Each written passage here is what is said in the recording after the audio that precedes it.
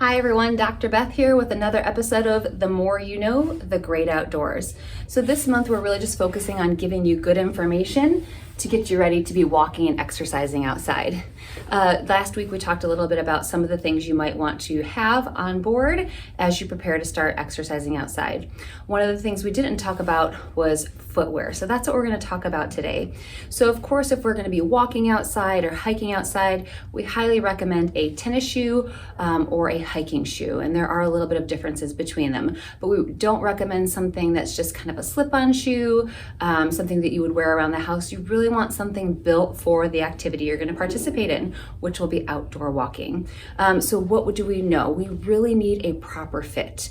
So some of the things that you can do if you're going to go try on shoes, at a big store on your own, you want to make sure that it's snug, particularly in the heel. So through the back part of the shoe, you want it to be snug. And the nice thing is if you get a lace-up shoe, which we do recommend laces or Velcro as opposed to a slip-on shoe, the tightening the laces can kind of really help anchor your heel in the shoe where it belongs. You don't want your foot to be sliding all around.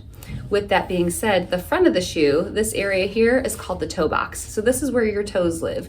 You do want to be able to wiggle your toes a little bit and feel like there's some room to kind of bend the toes and spread them out a little bit, because as you walk and you put pressure on your feet, your toes actually spread out a little bit. So if this shoe is tight when you first put it on, it's not going to be a great shoe for walking long distances. The next thing you want to do is, tennis shoes are great about having a big chunk of cushion in them, and that just really helps absorb the impact, especially if you're starting to add distance and walk longer than you have before. The more cushion that the shoe has, the less pressure it's going to be putting on those joints as you start to add on distance. Again, we do recommend a tie shoe. If you have trouble tying, Velcro is okay, but slip-on shoes are not ideal. When you're looking for footwear, you want to make sure that they've got a lot of tread on the bottom. The tread is great because even if the ground happens to be a little bit slippery from rain or something like that, you're less likely to slip and have a fall. So we like shoes with a good tread. We do recommend, if you're able to actually get your feet professionally measured and fitted for walking shoes. A great store in the St. Louis area is Fleet Feet. Yes, it is a running store, but they do an amazing job of scanning your foot, finding the shoes that are the right width for you, whether that's extra wide or extra narrow. And then they'll have you walk around in the store to make sure it's a good fit. So we really feel like they do a great job of finding people the right kind of footwear. And it may not always be the prettiest pattern or color, but please choose your footwear based on comfort. We do recommend that no matter where you go, that they measure both feet, or if you're trying on shoes for yourself, that you try the shoes on both feet, because one foot is typically a little bit wider or typically a little bit longer than the other.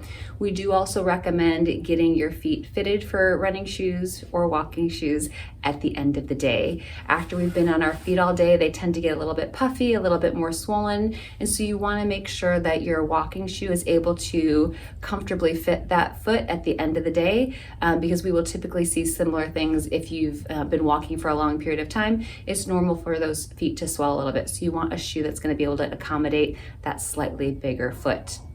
The last thing I'll say is if you are having any kind of foot pain, as you start adding in more steps to your day or start adding in some more miles to your routine, you might just benefit from either an off-the-shelf orthotic or a custom orthotic, which is actually something that we offer at HouseFit.